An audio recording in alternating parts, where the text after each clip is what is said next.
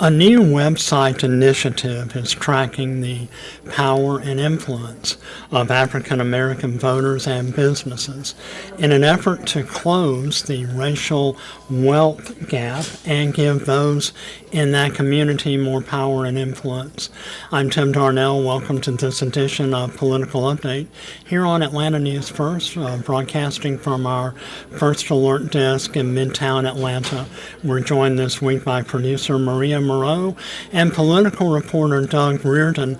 Doug, you just got back from Plains, Georgia this past weekend, where you covered the birthday celebrations for former President Jimmy Carter, and we'll be watching your reports a little bit later on. But right now, let's talk about Our Money United.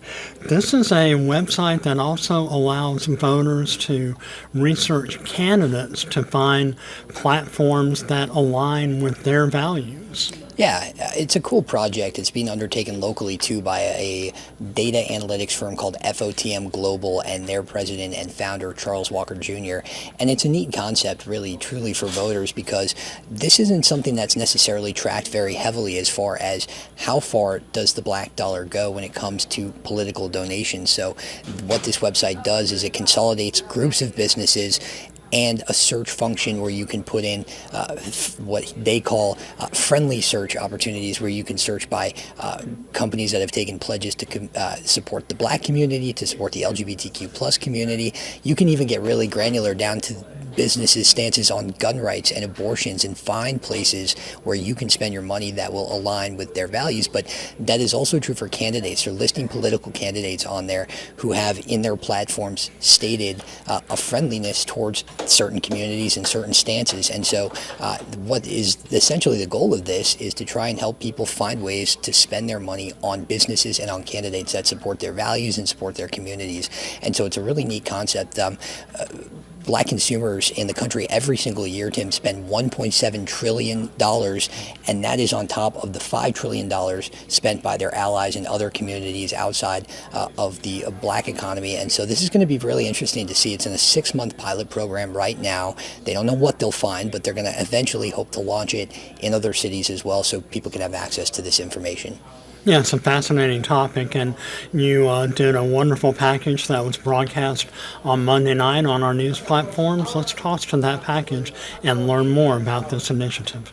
Voting at the ballot box is one thing. Voting to donate with your money can help get a message out. And that's what Charles Walker Jr. and his team at FOTM Global are trying to do. With the launch of their new website, Our Money United, they're tracking black spending at businesses and on campaign donations. The people have more money than corporations.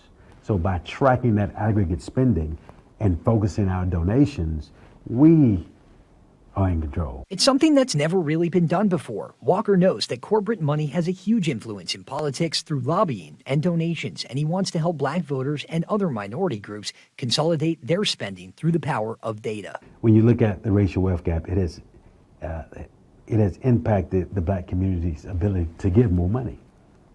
All right? But it's so critical because if we gave more, we can elect more politicians, we can create more legislation to bring about change. On the website, you can search for businesses and candidates that support your chosen group, whether it's race, ethnicity, religion, or sexual orientation. It's an accountability measure to pool resources and make corporations and politicians listen up. We're able to leverage that just like we leverage our spending power with corporations to bring about change. We can do that with politicians. Only 8% of Atlanta businesses are black-owned, but Charles wants people to realize the power they truly have. Why spend with a group or a company that doesn't support your community? That's what this is all about at the end of the day. And the website is currently in a 6-month trial period here in Atlanta before they consider rolling it out to other cities. If you're a business interested in participating, or you're just looking for someone who supports your community, you can go to that website. That's directory.fotmglobal.com. In Atlanta, Doug Reardon, Atlanta News First. That was our political reporter Doug Reardon talking about a new website initiative that will track the power and growing influence of African American businesses and voters throughout Georgia and the nation. Continuing on with some of our other headlines happening this week in this edition of Political Update here on Atlanta News First, we're continuing to track the ongoing developments in Donald Trump's Georgia election interference trial. On Friday, the very first plea deal among the 19 co-defendants was reached when Scott Hall, a former Metro Atlanta bail bondsman, pleaded guilty to 5 counts of conspiracy to commit intentional interference with the performance of election duties. Hall is the first co-defendant to make a plea deal and to plead guilty in relation to Bonnie Willis's historic indictment of the former president and 18 Republican allies that came out a month and a half ago. Terms of Scott Hall's plea deal included 12 months of probation for each of the 5 counts of conspiracy to commit election interference. He must perform 200 hours of community service, pay a $5,000 fine, write a letter of apology to the state of Georgia for his role in this affair, as well as some other arrangements. So we fully are watching now to see if there will be any more plea deals or who might be cooperating with Fulton County District Attorney Bonnie Willis in her massive organized crime-related indictment of a month and a half ago on the nation's 45th president and 18 of his Republican allies. On Monday, former New York City Police Chief Bernard Kerik was subpoenaed by Fulton County District Attorney Bonnie Willis to appear later this month and to testify later this month in the Georgia election interference related trials of Sidney Powell and Kenneth Chesbro. Those trials are still set to begin on October 23rd. I should say these are the first trials that have ever been held in the wide-ranging national investigations regarding the former president, his business dealings, and any alleged attempts he may have engaged in to overturn the results of the 2020 presidential election.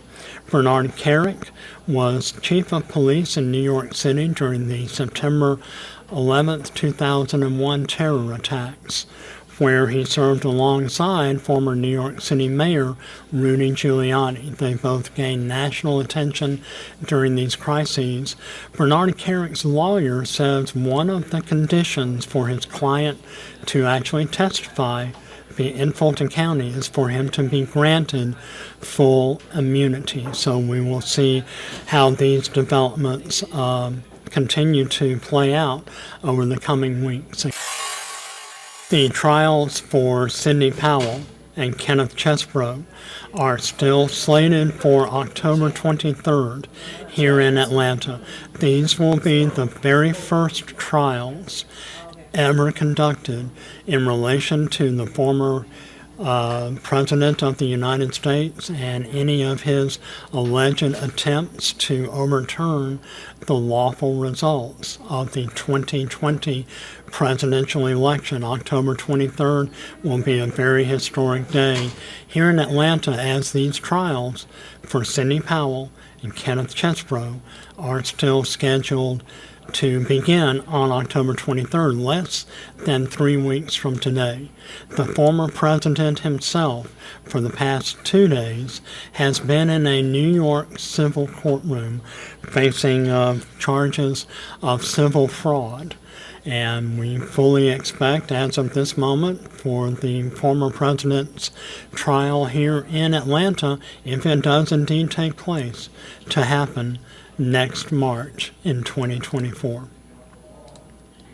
Earlier in this broadcast, we had in our studios Doug Reardon, who is our great political reporter here, and he spent this past weekend in Plains, Georgia, marking the 99th birthday of Georgia's favorite son, former President Jimmy Carter, who turned 99 this past Sunday, 7 months after announcing he was entering hospice care.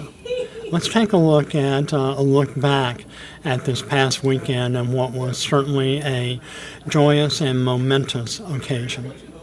The sleepy little town of Plains remained that way for the big day. Jimmy Carter typically spends his birthday with his family, and that was the plan again this year. But his admirers came from all over to celebrate Jimmy Carter in all sorts of ways.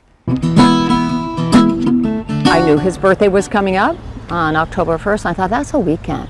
What if, could I, So April Kirkman of California did. So I took a red eye last night from San Francisco to Atlanta, and I slept a little bit in the car, and then I drove down here. To Plains to celebrate her favorite president on his 99th birthday with her guitar in tow. Kirkman sang us a song she wrote for Jimmy Carter on his birthday. He worked for peace in the Middle East, fought hard for human rights. I wish that he has a wonderful spirit-filled day. He feels the love. Down the road at Maranatha Baptist Church, where Carter attended and taught his famous Sunday school lessons that drew people from around the world. We're celebrating the birthday of a man 99 years old today. A small group of friends and worshipers marked the big day, 99 years of service to the nation. If you want to go for 100, I'm here with you. Jan Williams has been with Carter at Maranatha from the very beginning. She's not surprised by the support from big names and small that have poured in for the former president's birthday. The outpouring of love, to me, is just a part of his legacy, because he has done so much for the entire world, so much for common man. The peanut farmer turned president that inspired people all over the world without ever losing his hometown roots. Plains is Jimmy Carter. Can't take him out of it, and he'll be here forever. Doug Reardon, Atlanta News First. That was political reporter Doug Reardon reporting this past weekend from Plains, Georgia, on the occasion of Jimmy Carter's 99th birthday. In the mid to 1970s, when then Governor Jimmy Carter announced his intention to run for in the 1976 presidential race, the whole notion was just considered outlandish and preposterous. The notion that a one-term Southern governor could actually be elected to the nation's highest elected office, and really the highest elected office in the world, was preposterous. But there were several men who came up with a strategy that would see then Governor Carter soon become President Carter. One of those men was Hamilton Jordan, the late Hamilton Jordan. He was Jimmy Carter's campaign manager in 1976. He was the author of the strategy that allowed an unknown South Georgia politician to really shock the entire nation's political establishment by becoming the 39th president of the United States. I had a conversation recently with Hamilton Jordan's nephew, Lawton Jordan, who has very clear memories of what it was like during the 1976 campaign, the inauguration of President Carter, the famous walk down Pennsylvania Avenue after the inauguration, and some other memories regarding not only his late uncle but the former president himself, and how they would view today's divisive political environment. Let's listen to that interview.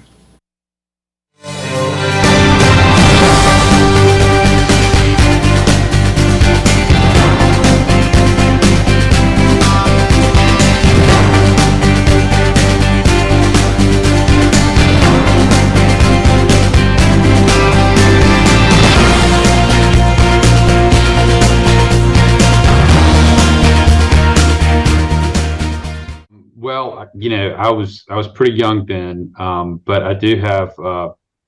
I remember going to the inauguration in 1977. I would have been just, I guess, 5 years old, 5 and a half, and or maybe I would have been 6. But anyway, I was very young, and I just remember how cold it was. I remember stomping in the snow, and I think my parents, we went back to the White House afterwards. I don't remember that. They've told me that. Evidently, we went into Hamilton's office, and Vice President Mondale came in, and he sat down, and I was kicking something, and I started kicking him. So that was what he got after a few hours after being inaugurated. But I just remember the cold from that day. My main memories of the Carter presidency are just, we would go visit Hamilton, and we would usually go to Camp David, and I think we went there 5 or 6 times, and it was really just a chance for our family to get together. And I guess I was ages basically 6 to 10 during that time, and it was really just a family vacation for us. And I think we did that instead of going to the beach or doing other things, just because my father and Hamilton were fairly close, and they liked to get together. One of my earliest memories is when he was running for president. I guess it was probably 1976, maybe 1970. It was 1976, because it was right before he accepted the nomination. But he came to Augusta, and he spent the night at our house. And Carter, he was known for that. I later came to learn that was one of the ways he campaigned, is he would stay at the houses of average people, and it was sort of a good press hit. And of course, he knew my parents, but I remember our whole family had to sleep in one room together, because we made the master bedroom available for Governor Carter at that time, and we kept the floodlights on all night. And I remember we woke up the next day, and there was a line of police cars down our street, because he was, soon to be the Democratic nominee for president. And that was probably the first time I met him. I remember I was getting ready for school, and I bumped into him on the stairs when he was getting ready to leave for whatever he was going to. So that was my first memory. I know at the inauguration, there was some event at the White House, because there's a picture of me talking to the president right after he got sworn in there, just a little boy.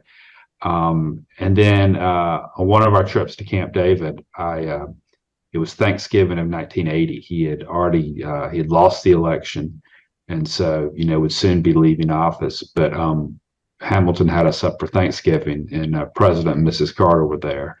And I remember I sat at the table with them for Thanksgiving lunch, and he was very nice to me. And at that point, I was 10 years old, so I sort of knew a little bit more what was going on, and I felt important to be sitting at the table with the president for Thanksgiving meal. I have a lot of memories from Hamilton, because I knew him from a very young age. Spent holidays with him up to the day he died in 2008. So I have sort of a full range throughout my life of memories with him.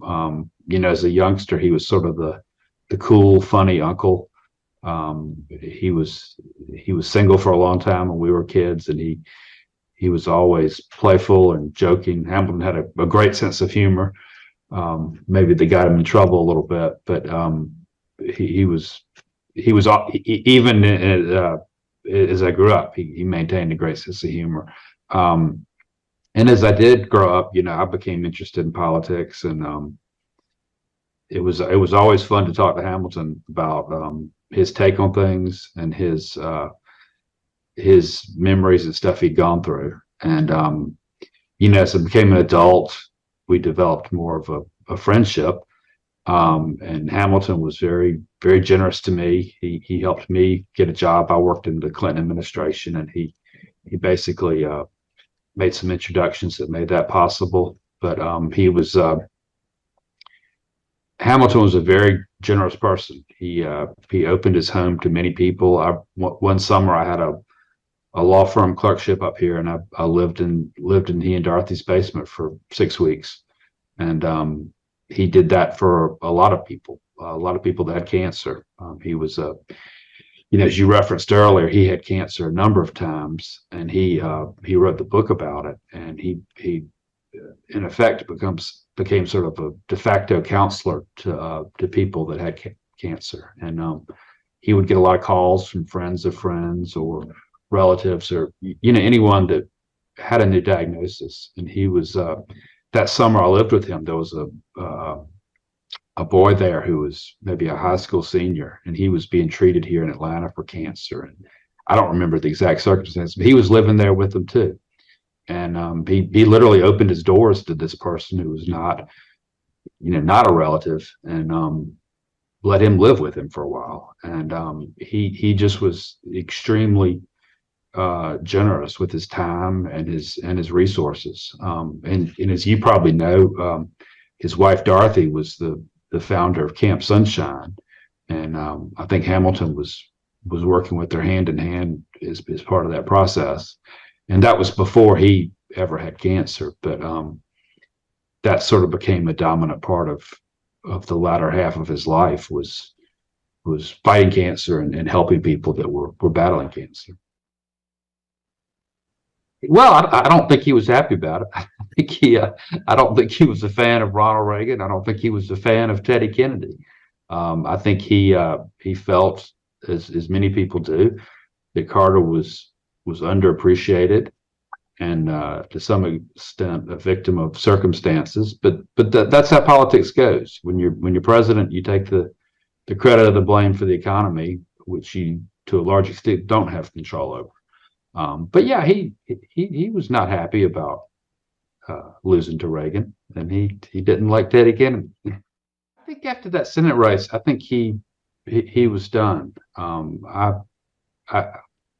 not sure that I would have been privy to it if he was, but I thought my impression was he sort of, at that point, his first child had been born, and I think after he lost that, he became very involved in his family matters, and being a politician, especially at the level of U.S. senator or representative, is not very compatible with raising young kids. So I think I don't think he did after that race. I think that was it for him in terms of elective office. Well, I mean, I'll give it my best guess. It is just a guess, but Hamilton, much like Jimmy Carter, was very much a centrist and very much a moderate, and I think he would look at the current Republican Party with scorn. I think he'd find it deeply fascinating and interesting, especially Donald Trump, but don't think he'd have much respect for it, the way they govern, and I think he might be out of step a little bit with the Democratic Party. Hamilton was left of center, but he was, like I said, he was a moderate. So I think he would still be a Democrat, but I think he would maybe be in the minority of the blue dogs, the moderate caucus. Well, I'm a big admirer. I think he's lived he and his wife both have lived a life of great consequence and great import, and they have been an example to millions of people around the world, and a source of pride to so many people in Georgia. And I think he is a man of faith, and I think he is. I think he's deservedly proud of his accomplishments and comfortable in where he is in life. So I wish him the best, and I thank him for all that he's done for so many people.